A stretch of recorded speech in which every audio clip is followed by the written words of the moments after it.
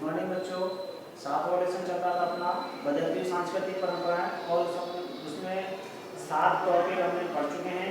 Last topic हमने पढ़ा था प्रथम मुद्दे पुस्तकें। अगला टॉपिक है हमारा मनुष्य की एक नई संकल्पना। इसके बारे में हम जानकारी प्राप्त करेंगे। मानववादी सांस्कृतिक विशेषताओं में से एक था मानव जीवन पर धर्म का नियंत्रण कमजोर होना। इटली के निवासी भौतिक संपत्ति शक्ति और गौरव से बहुत ज्यादा आकर्षित थे, परंतु ये जरूरी नहीं कि वे अधार्मिक थे।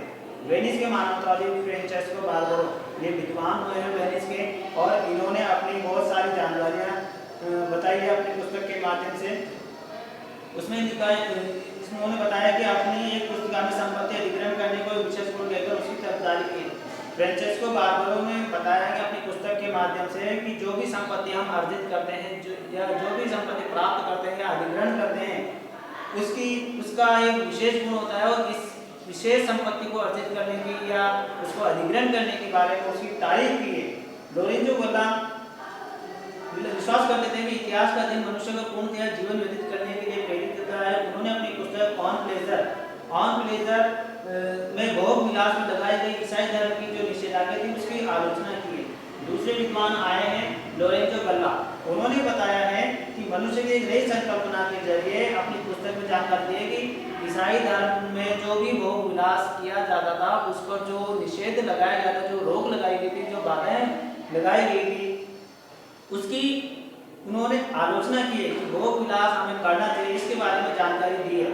इस समय लोगों में अच्छे व्यवहारों के प्रति दिलचस्पी थी। व्यक्ति को किस तरह विनम्रता से बोलना चाहिए, कैसे कपड़े पहनने चाहिए और एक सभ्य व्यक्ति को किसमें दक्षता हासिल करनी चाहिए, ऐसी तमाम सारी जानकारियां हमें बताई गई है विद्वानों के जरिए। आगे देखिए, मानवतावाद का मतलब यह भी था कि व्यक्ति विशेष सत्ता और दौलत की होड़ को छोड़कर अन्य कई माध्यमों से अपने जीवन को रूप दे सकता है।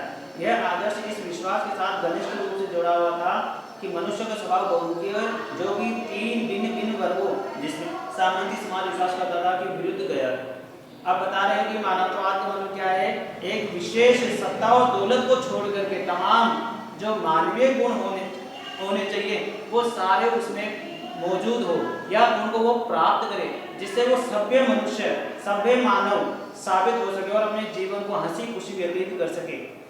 इसके साथ साथ बताइए कि मनुष्य का स्वभाव बहुमुखी है, जिसमें वो अच्छे प्रकार से नए नए विचार प्राप्त करें, नए नए गुणों को अपने जीवन में उतारे और एक सभ्य और अच्छा नागरिक बनने की कोशिश करें। आगे निकोलो मैकियावेली जो विद्वान आए उन्होंने अपनी पुस्तक लिखी है द प्रिंस। बहुत बड़े विद्वान हुए हैं, बहुत प्रसिद्ध हुए हैं। इन्होंने अपनी पुस्तक द प्रिंस लिखी है और उसके बारे में उन्होंने मनुष्य के स्वभाव की बहुत अच्छी जानकारियां दी हैं। वो बताते हैं कि काल्पनिक बातों को यदि अलग करते हैं और मनुष्य उन्हीं विषयों के बारे में सोचे जो वास्तव में है। मैं यह कहता हूँ कि जब भी मनुष्यों के बारे में चर्चा होती है तो इनमें अनेक गुण देखे जा सकते हैं जिनके कारण वे प्रशंसा या निंदा के योग्य होते हैं। वो बताते हैं मैकियावेली अपनी पुस्तक जो द प्रिंस लिखी है उसके अंदर मनुष्य के स्वभाव के बारे में उन्होंने चर्चा की है, और वो बताते हैं कि मनुष्य को अपने जीवन में किस प्रकार से अच्छा आचरण करना चाहिए, किस प्रकार से अपने गुणों को विकसित करना चाहिए, जिसके जरिए वो अच्छा नागरिक बन सके या वो बुरा नागरिक बन सकता है। तो वो उसके व्यक्ति के अपने कर्तव्यों, अपने कार्यों के ऊपर निर्भर करता है, उसके गुणों के ऊपर निर्भर करता है कि वो कैसा मानव है। वो उदाहरण के लिए बताते हैं कि कुछ को दानी माना जाता है, अन्य को कंजूस बना जाता है, कुछ लोगों को हितैषी माना जाता है तो अन्य को लोभी कहा जाता है, कुछ निर्दयी होते हैं, कुछ दयालु होते हैं, क्योंकि अविश्वसनीय होता है जबकि कुछ विश्वसनीय होता है। एक व्यक्ति पौरुषहीन और कायर है तो दूसरा व्यक्ति खूंखार और साहसी है। एक व्यक्ति शिष्ट होता है, दूसरा घमंडी होता है।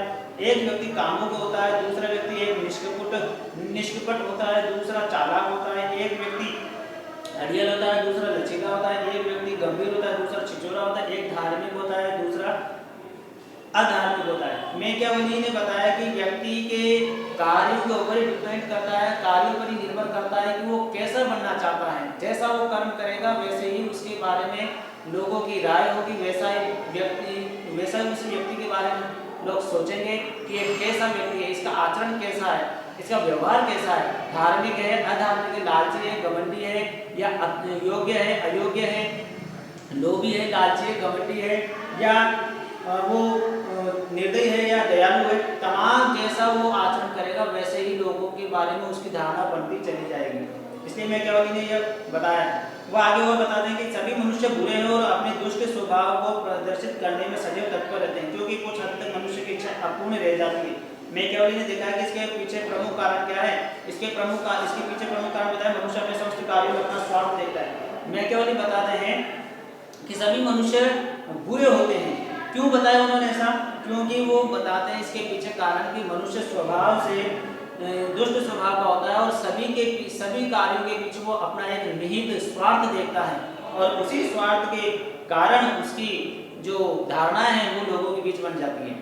अगला दूसरा प्रमुख बिंदु आ रहा है महिलाओं की आकांक्षा है। वैयक्तिकता और नागरिकता के नए विचारों से महिलाओं को दूर रखा गया। वह सार्वजनिक जीवन में अभिजात और संपन्न परिवार के पुरुषों का प्रभुत्व था और घर परिवार के मामले में भी वे निर्णय लेते थे। उस समय लोग अपने लड़कों को भी शिक्षा देते थे जिसमें उनके बाद वे उनके खानदानी पेशे या जीवन की आम जिम्मेदारी को उठा सके। कभी कभी वे अपने छोटे लड़के को धार्मिक कार्य के लिए चर्च को सौंपते थे। यद्यपि विवाह में प्राप्त महिलाओं के दहेज को वे अपने पारिवारिक कारोबारों में लगा देते थे, तथापि महिलाओं को यह अधिकार नहीं था कि वे अपने पति को कारोबार चलाने के बारे में कोई राय दें। प्राय कारोबारी मैत्री को सुदृढ़ करने के लिए दो परिवारों में आपस में विवाह संबंध होते थे। अगर पर्याप्त दहेज का प्रबंध नहीं हो पाता था तो शादीशुदा लड़कियों को ईसाई मठों में भिक्षुणी का जीवन बिताने के लिए भेज दिया जाता था। आमतौर पर सार्वजनिक जीवन में महिलाओं की भागीदारी बहुत सीमित थी और उन्हें घर परिवार को चलाने के रूप में देखा जाता था। अब महिलाओं की आकांक्षा के बारे में बताया गया है इस लेसन के जरिए कि किस प्रकार से आगे जैसे समय बीता गया और महिलाओं के बारे में क्या क्या राय उभर कर आए लोगों के बीच, वो सारी चीजें इसके अंदर बताई गई।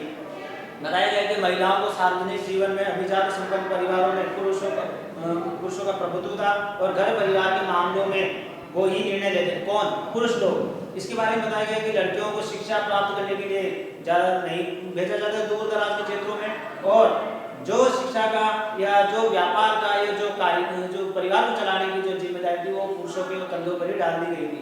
और महिलाओं का किसी भी प्रकार से सलाह देना, मशवरा देना या नियम बनाना या उनको मदद देना वो सारा वर्जित किया गया था।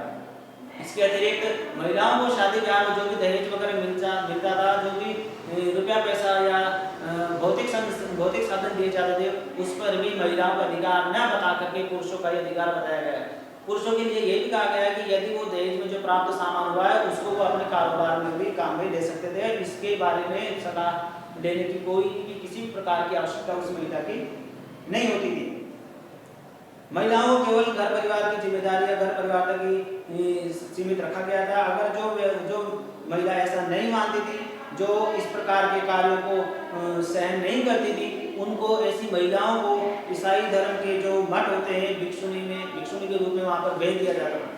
व्यापारी परिवारों में महिलाओं की स्थिति कुछ भिन्न थी। दुकानदारों की स्त्रियां दुकानों को चलाने पर उनकी सहायता करती थी। व्यापारी और साहूकार परिवार की पत्नियां परिवार को कारोबार में उस स्थिति में संभालती थी जब उनके पति लंबे समय के लिए दूर दराज के स्थानों पर व्यापार के लिए चले जाते। अभिजात संपन्न परिवार के विपरीत व्यापारी परिवारों में यदि व्यापारी कम आयु में मृत्यु हो जाती थी तो उसकी पत्नी सार्वजनिक जीवन में बड़ी भूमिका निभाने के लिए बाध्य होती थी। जो अभी जानकारी महिलाओं के बारे में हमने पढ़ी है वो सभी जगह सबके लिए पॉसिबल नहीं थी। वो सारी जानकारियां छोटे और कमजोर वर्गों के लिए ही थी। अभिजात और संपन्न परिवारों और व्यापारी परिवार में ऐसी कोई बंदिशें नहीं थी। कुछ महिलाएं जो व्यापारी वर्ग की थी, अभिजात वर्ग की थी, संपन्न परिवार की थी, वो अपने पतियों की अपने परिवार में जो बड़े बुजुर्ग होते उनकी सलाह मशवरा उनको देती रहती समय समय पर। और ऐसी कोई परिस्थिति आती थी, कठिनाई आती थी या कोई समस्या उत्पन्न होती थी तो ऐसी परिस्थिति या ऐसी समस्या के दौरान वो महिलाएं परिवार में अपनी भागीदारी निभाने में उनकी मदद भी करती थी। जो पति अपने किसी काम से व्यापार के सिलसिले में, दुकान के सिलसिले में किसी लंबे स्थान पर चले जाते थे तो उनकी अनुपस्थिति के अंदर वो सारी जिम्मेदारियां जो पुरुषों की होती थी